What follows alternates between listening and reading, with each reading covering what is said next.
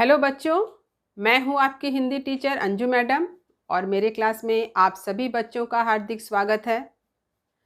बच्चों, आज मैं रूसी लेखक लियो टॉल्स्टॉय की प्रसिद्ध कहानी आखिर कितनी ज़मीन के प्रश्न उत्तर चर्चा को लेकर उपस्थित हूं। तो चलिए आरंभ करते हैं आज का यह प्रश्न और उसके साथ ही साथ उत्तर भी। मैंने प्रश्न के उत्तर को आपके सामने लिखकर प्रस्तुत किया है। आप भी इसी तरह से अपने कॉपी में पूरे बात को समझकर उत्तर को लिखेंगे। तो 1 नंबर प्रश्न देखिए। निम्नलिखित प्रश्नों के उत्तर विस्तार से लिखिए। यह लिखित प्रश्न के अंतर्गत है। पहला क प्रश्न है, छोटी बहन को बड़ी बहन की बातें क्यों नहीं अच्छी लगी? देखिए, छोटी बहन संतोषी प्रकृति की है। वह इस सत्य को जानती है कि आमदनी यदि कम या बंद हो जाए तो मनुष्य का सैर सपाटे, तमाशे, थिएटर सब बंद हो जाएगा। छोटी बहन सादा जीवन व्यतीत करती है और इस कारण किसी प्रकार की चिंता उसे नहीं रहती है। तो यही कारण है कि छोटी बहन को बड़ी बहन की बातें अच्छी नहीं लगी। यह जो प्रश्न का उत्तर है, ये आपके एकदम आरंभ में ही दिया गया है। वहीं से इस प्रश्न का उत्तर आप लिखेंगे। ख प्रश्न देखिए, दीना के पड़ोसी उससे क्यों ईर्ष्या करने लगे? इसका कारण क्या है कि दीना के पास 40 एकड़ जमीन थी जिस पर वह फसलें उगाता, फलों के पेड़ लगाता। दीना की आर्थिक स्थिति अन्य किसानों से बहुत अच्छी हो गई थी। पड़ोसियों के मवेशी से दीना परेशान होकर अदालत में अर्जी कर दी और पड़ोसियों यानी किसानों पर जुर्माना हो गया। यही सब कारण है कि दीना के पड़ोसी उससे ईर्ष्या करने लगे। ग प्रश्न देखिए, दीना कोल सरदार के लिए क्या क्या उपहार ले गया? तो दीना कोल सरदार के लिए एक बढ़िया कपड़ा, चाय का डिब्बा और मिठाई उपहार स्वरूप ले गया। घ देखिए, कोल अपनी जमीन का उपयोग क्यों नहीं करते थे? तो कोल की आजीविका का साधन क्या था? मवेशी वे पालते थे और शिकार करते थे और यही उनकी आजीविका का साधन थी। इसीलिए कोल अपनी जमीन का उपयोग नहीं करते थे।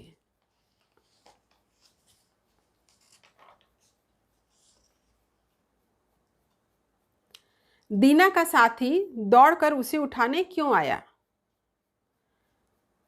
उत्तर देखिए, दीना ने पूरी ताकत के साथ लंबा कदम बढ़ाकर टोपी को छुआ और मुंह के बल गिर पड़ा। तो दीना के साथी ने उसे उठाने के लिए, मदद करने के लिए वह दौड़कर आया। च प्रश्न, दीना को उसके लालच का क्या फल मिला? तो दीना को उसके लालच का यह फल मिला कि इस लालच में उसके प्राण चले गए। उसका सारा प्रयत्न, उसकी सारी मेहनत व्यर्थ हो गई। 6 प्रश्न है, इस कहानी से क्या शिक्षा मिलती है? तो इस कहानी से यही शिक्षा मिलती है कि लालच करने का परिणाम बड़ा भयंकर होता है, जैसा कि दीना के साथ हुआ। मनुष्य को अपने हृदय में लालच जैसी बुरी भावना को स्थान नहीं देना चाहिए। मन में संतोष भाव रखना चाहिए। अब 2 नंबर प्रश्न देखिए, आशय स्पष्ट कीजिए। पंक्ति है, सरदार के मुंह से निकला बस आखिर कितनी जमीन।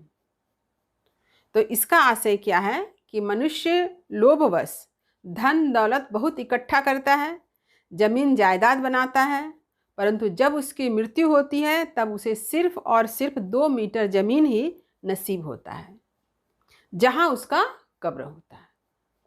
दीना ने न जाने कितनी लंबी चौड़ी जगह मापी, परंतु मरने पर उसे 2 मीटर लंबाई की कब्र में दफन किया गया।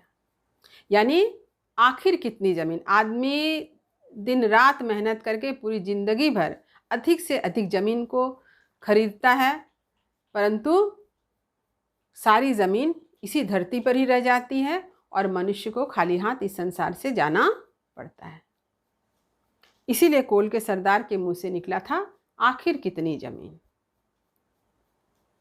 अब आपके व्याकरण से संबंधित प्रश्न है, देखिए। भाषा बोध 1 नंबर प्रश्न है, दिए गए शब्दों के 2-2 पर्यायवाची शब्द लिखिए। आपको 2-2 पर्यायवाची लिखना है, परंतु मैंने कोशिश की है कि 2 से अधिक पर्यायवाची शब्द आपको बताया जाए, ताकि आपके पास अधिक से अधिक शब्दों की जानकारी हो सके। तो पहला शब्द है विवाह। विवाह का पर्यायवाची है शादी, निकाह, ब्याह, परिणय, गठबंधन। दूसरा शब्द है अदालत। अदालत का पर्यायवाची है कचहरी, कोर्ट, न्यायालय, दंडालय। तीसरा शब्द है इच्छा। इच्छा का पर्यायवाची क्या है? चाह, अभिलाषा, कामना, लालसा। उपहार। उपहार का पर्यायवाची है भेंट, तोहफा, सौगात। कपड़े का पर्यायवाची वसन, वस्त्र, पट, चीर। रात का पर्यायवाची रात्रि, रजनी, निशा।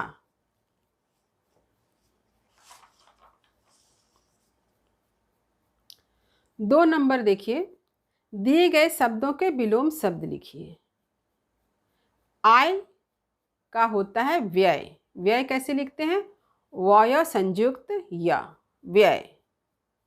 घटिया का बढ़िया। खरीदना का बेचना। संतुष्ट का असंतुष्ट। पूर्व का पश्चिम। धरती का आकाश। तीसरा देखिए, दिए गए शब्दों का आशय स्पष्ट करके वाक्य प्रयोग कीजिए।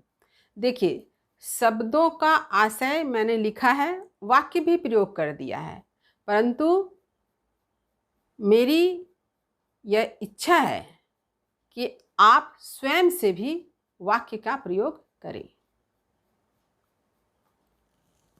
पहला है राहत देना। इसका अर्थ होता है आराम देना। तो वाक्य क्या है? कुसुम ने अपनी माँ की सहायता कर उसे राहत दिया। दूसरा है राहत महसूस करना, यानी चैन की सांस लेना। वाक्य क्या है? भीषण गर्मी के बाद की वर्षा होने से सभी ने राहत महसूस किया। तीसरा शब्द है आमदनी, अर्थ है कमाई। वाक्य है श्याम की आमदनी इतनी कम है कि वह अपना परिवार बड़ी मुश्किल से चला रहा है। चौथा शब्द है वेतन, जिसका अर्थ होता है तनख्वाह। वाक्य है मेरे पिताजी के कारखाने में काम करने वाले सभी मजदूरों को उनका वेतन वक्त पर मिल जाता है।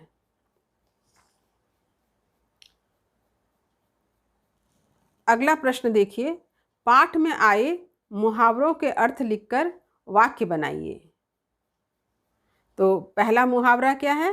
आंखों के आगे अंधेरा छाना। तो अर्थ है संसार सूना सा प्रतीत होना या बेहोश हो जाना। वाक्य मैंने बना दिया है, लेकिन आप स्वयं से भी वाक्य बनाएं। वाक्य है जैसे ही राम ने अपनी गाड़ी के सामने ट्रक को आता देखा, उसकी आंखों के आगे अंधेरा छा गया। हवा हो जाना, इसका अर्थ है गायब हो जाना, यानी तेजी से भाग जाना। वाक्य है पुलिस को देखते ही चोर हवा हो गया। तीसरा मुहावरा है आंखें चमकना, प्रसन्नता से भरना। वाक्य है भिखारी ने रास्ते पर पड़ी 100 रुपये के नोट को देखा तो उसकी आंखें चमकने लगी। ताना मारना, व्यंग करना। वाक्य है राम की गरीबी पर श्याम हमेशा ताना मारता रहता है। नेक्स्ट है पानी फिर जाना, यानी बर्बाद होना। वाक्य है रीना ने इतनी मेहनत से सब्जी बनाई, पर नमक न डालने की वजह से उसके मेहनत पर पानी फिर गया। तो यह वीडियो जो है आपके कहानी आखिर कितनी ज़मीन के प्रश्न उत्तर चर्चा पर है। उम्मीद करती हूँ आपको पूरे प्रश्न के उत्तर समझ में आ गए होंगे। आप अच्छी तरह से समझकर सारे प्रश्नों के उत्तर को लिखेंगे। इस प्रश्न उत्तर चर्चा का लिंक जो है मैं डिस्क्रिप्शन बॉक्स में दे दूंगी, आप वहाँ से उसे डाउनलोड कर सकते हैं। लेकिन मैं यही चाहूँगी कि आप पहले प्रश्नों को लिखें, उसके उत्तर को समझकर उसका अभ्यास करें। आप जब अभ्यास करेंगे तो आप देखेंगे कि आपको सारे प्रश्न के उत्तर याद हो गए हैं। और व्याकरण का विशेष रूप से अभ्यास करें। तो उम्मीद करती हूँ आपको आज का यह वीडियो बहुत ही फायदेमंद रहेगा। इस वीडियो को लाइक, शेयर और चैनल को सब्सक्राइब करें। अगर कहीं किसी बात के लिए या कहीं कोई शंका हो तो आप मुझे कमेंट बॉक्स में अपने प्रश्न टाइप करके भेजें, ताकि मैं आपके हर संदेह का, हर शंका का समाधान कर सकूं।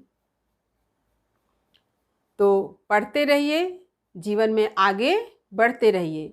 शुभकामनाओं के साथ, धन्यवाद।